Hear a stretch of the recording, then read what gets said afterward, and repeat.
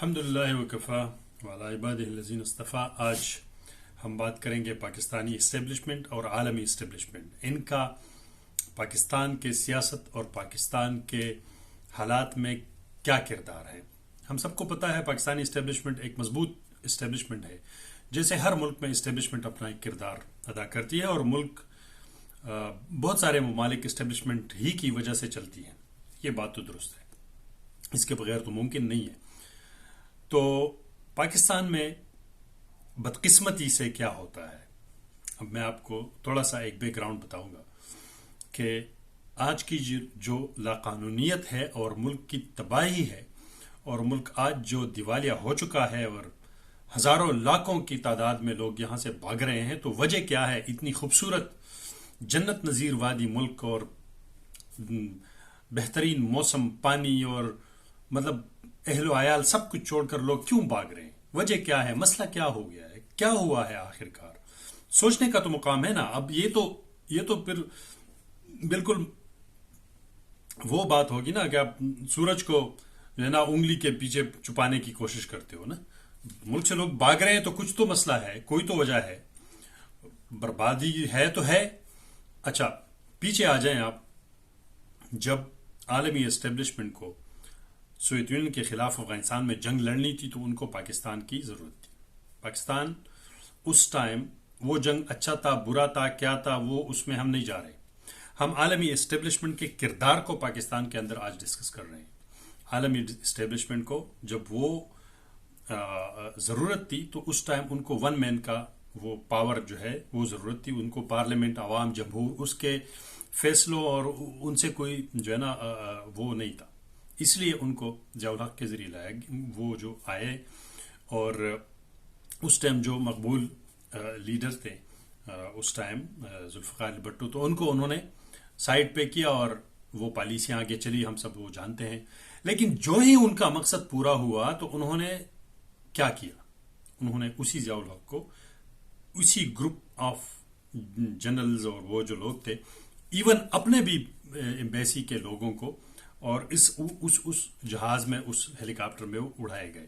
اب یہ سوچنے کی بات ہے کہ آخر کیونکہ جب وہ اپنے کام آپ سے کروا دیتے ہیں، وہ لیگل اللیگل جو بھی چیزیں ہوتی ہیں، آپ کے پاس بہت سارا ریکارڈ اور ہسٹری آ جاتی ہے، تو آپ پھر ان کے لیے فائدہ مند نہیں ہو آگے، اس لیے آپ کو ہٹانا ضروری ہو جاتا ہے۔ یہ ایک تلخ حقیقت ہے اور یہ چلتا رہتا ہے۔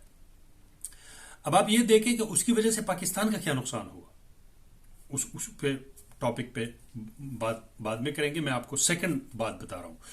جب 2000 کے شروعات میں افغانستان میں دوبارہ جنگ چھڑی اور امریکہ کو ایک پاور کی ضرورت تھی، تو انہوں نے پھر کیا کیا؟ انہوں نے پھر وہی مشرف کی شکل میں 2/3 سے اکثریت سے آئے ہوئے چلے۔ وہ ایک نواز شریف اس ٹائم 2/3 اکثریت تھے، وہ بھی ڈرپوک بندہ ہے، شاید وہ بھی امریکہ اور اس کے باتوں کو تسلیم کرتا اور جو ہے نا وہ نہ، لیکن ان کو ضرورت تھی کہ ایک ایسا ڈکٹیٹر ہو جس کو کسی بھی ٹائم پہ آرام سے سائڈ پہ کیا جائے۔ تو وہ آپ لوگوں نے دیکھا، ہم نے دیکھا، اس کو لایا گیا، اس نے ملک پہ وہ کیا جو آپ کو پتا ہے، ہم سب کو پتا ہے۔ اس جنگ میں انہوں نے ساتھ دیا اور جو بھی ہمارے ساتھ ہوا، لیکن جو ہی اس پہ مقصد ختم ہوا تو مشرف کے ساتھ کیا کیا؟ ان کے سر سے ہاتھ اٹھایا گیا۔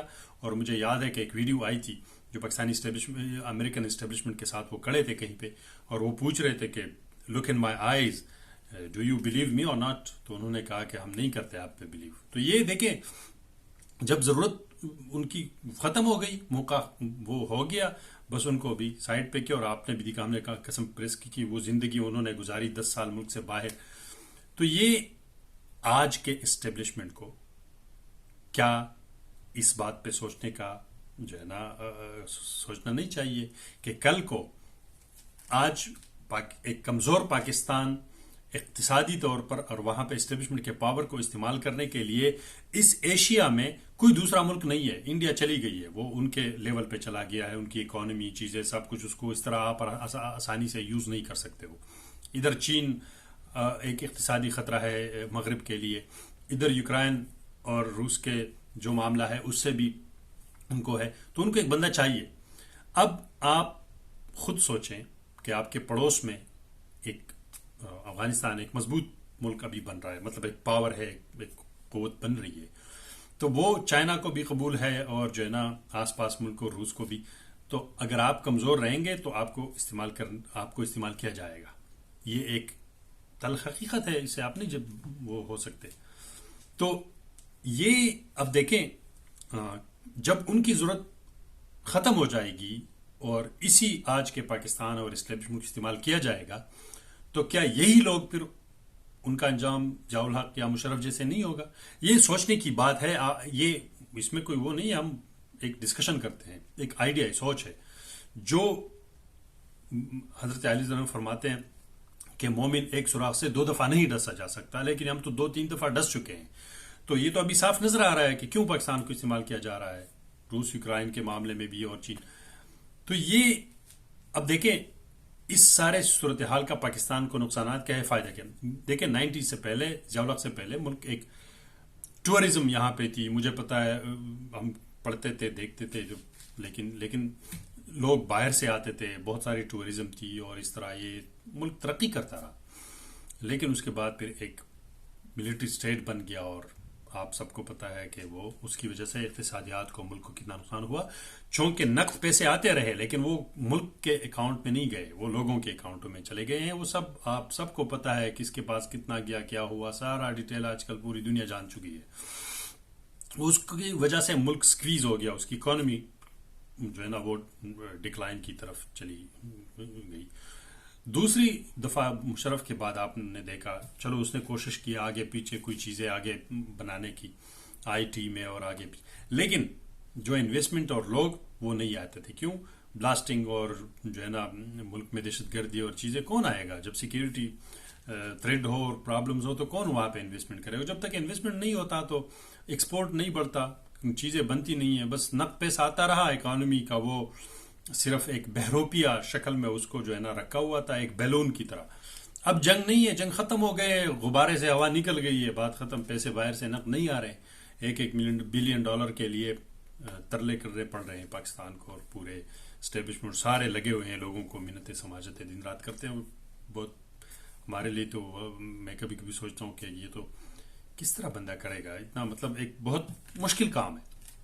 بہر صورت آج عمران خان ایک عوامی لیڈر ہے، وہ اسٹیبلشمنٹ کو کیوں قبول نہیں ہے؟ وہ ایک صحافی فرما رہے تھے کہ وہ مقبول ہے لیکن قبول نہیں ہے. اب تو بات کلی تو قبول اس لیے نہیں ہے کہ اگر وہ پاور میں آتا ہے تو اسٹیبلشمنٹ کا وہ کردار جو ملک کے سیاہ سفید کے مالک اور فیصلے کرتے ہیں، اسٹیبلشمنٹ جو باہر دنیا سے ان کو وہ نہیں کر سکیں گے. وہ جمہوری لیڈر کرے گا، پارلیمنٹ میں باتیں جائے گی. تو یہ وہ اصل وجہ ہیں جو آج عالمی اسٹیبلشمنٹ اور عالمی دنیا جو ہیومینٹی کے جو بڑے بڑے وہ بغل بجانے والے لوگ ہیں اور جھنڈے لے کر، وہ سارے چپ ہیں. جو ملک میں ہو رہا ہے پاکستان کے اندر، ایک جھوٹے کیسوں میں لوگوں کو جیلوں میں بند کر کے مہینوں پڑے ہیں، کسی کا تو پتہ ہی نہیں چل رہا. تو یہ ایک اس پہ کیوں کوئی نہیں بول رہا؟ کیونکہ آج کمزور اقتصادی ایک مضبوط اسٹیبلشمنٹ جو مجبور ہو ملک کو دیکھ کر، وہ تو ملک تو دیکھ رہا ہے نا کہ اگر اکانومی وہ ہوگی تو ملک خدا نہ کرے کچھ ہوگا تو وہ پھر وہ کوئی بھی فیصلے باہر سے قبول کرتے رہیں گے جب تک وہاں پہ کچھ نہ کچھ پیسے ملتے رہیں. تو یہ بہت بڑا مسئلہ ہے. اس کو ختم کرنے کے لیے جو میں سمجھتا ہوں، جو ایک عوامی رائے ہے کہ ایک دفعہ ملک کی جو پاور ہے عوامی لیڈر کو دیا جائے، عوام کے ہاتھ میں دیا جائے. جب وہ خود کسی بندوں کو لے آئیں گے، خود ان کو ووٹ دیں گے، خود ان کو سپورٹ کریں گے، اسٹیبلشمنٹ کو اس کو سپورٹ کرنا چاہیے اور وہ سخت فیصلے کرے. عوام ویسے بھی آپ لوگوں نے وہ برباد ہو چکی ہے، کچھ آگے پیچھے، لیکن عوامی لیڈر وہی ذمہ دار ہوگا. اور ایک دفعہ آپ کا جو گراف اور ٹریک پہ آ جائے گا تو یہ بڑی ایک محنتی قوم ہے اور یہ بہت سارا ہوگا. ملک میں بہت ساری چیزیں ہیں اور ٹیلنٹ ہے، معدنیات ہے، ٹورزم بڑھا سکتے ہیں، اوپن کر سکتے ہیں. ملک ایک دفعہ ٹریک پہ وہ چلنا شروع کر دے گا تو مسائل خود بخود آرام سے جو ہے نا ختم ہو، اور آپ اعلیٰ کار نہیں بنیں گے انٹرنیشنل اسٹیبلشمنٹ کا اور وہ آپ کو یوز نہیں کر سکے گا. تو یہ ایک ذاتی معاملہ ہے جس کے اوپر سوچنا چاہیے کہ ہم ذات سے بالا تر اپنے ملک اور ریاست کا سوچیں، جو بھی اسٹیک ہولڈرز ہیں، اور اس ملک کو آگے بڑھنے دے اور انٹرنیشنل اسٹیبلشمنٹ کے ہاتھوں استعمال نہ ہو. باقی فیصلہ عوام کو کرنا چاہیے. اور عوام کو یہ حق دینا چاہیے. شکریہ.